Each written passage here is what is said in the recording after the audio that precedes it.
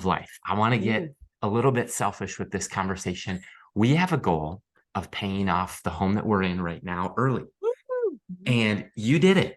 And so I think that mentoring and I think a big part of success in life is asking people who did it, how did you do it? Like, if that's the dream that we have, even in, let's just get aggressive here and say the next 5 years, the math isn't quite there, but what are some of your tips for us, for the listener who maybe wants to pay off a home early?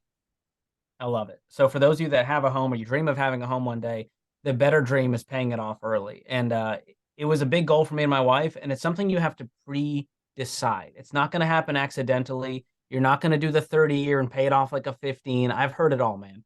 And so we preach 15-year fixed rate conventional loan where the payment is no more than a quarter of your take home pay. Now, I understand that's very difficult in today's world in the housing market. It may take longer. We started with a townhome. We would have loved a single family home with a big backyard, but my wife and I, we got married. It wasn't my first home, but we got our home together and it was a townhome. And we decided we're going to put a big down payment down. And so we did that over 20% and then had a goal to pay it off in 3 years. And my wife was like, we can do better than that. And I was like, that's already pretty aggressive, but she's intense and very driven.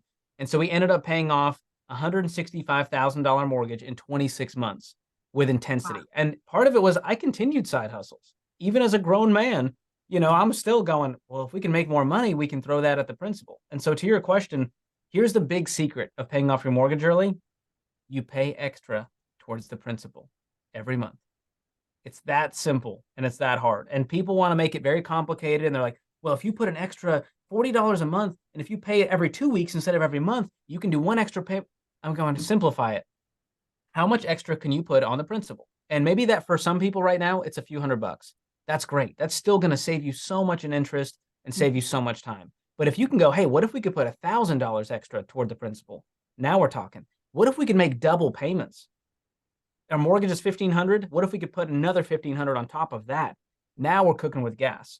And so the key to doing all of this is getting on a budget. And our Every Dollar budgeting app makes it super easy to lay out your income and your expenses, and it will show you the gap.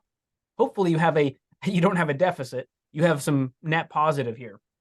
And so if you have an extra $500, go, hey, as a couple, where can we cut expenses to where we could shave off another $500? And then on the income side, hey, what if we got a raise? And what if you got that side hustle for the next year, just on the side, doing something you enjoy? Maybe for you, it's officiating weddings. I don't know. But a lot of pastors out there, they're bivocational. They're doing side hustles. They're great with their hands. They're woodworking. If you could bring in an extra $500 to $1,000 a month, let's throw that on top of the mortgage. And then using our mortgage payoff calculator, it's really exciting to see how much faster you're going to pay it off. And it almost becomes addicting. And so I found whatever your goal is for you two, you're going to beat it because you're focused on it. Whatever we give our attention and energy and focus to, we succeed in. And so I know it's going to happen faster for you guys just because it's a very intentional goal for you.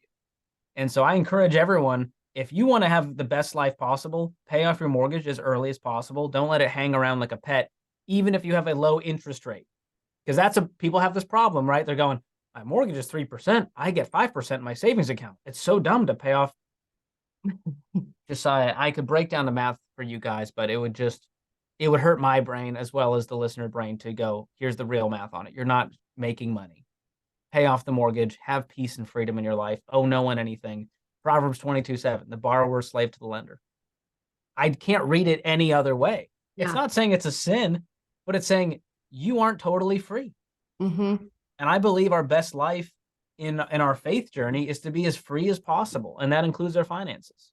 So good. That's dead on. And speaking of free, we want to lead into the next part of our little segment here where people love to get to know you as the guest a little more. So we have a segment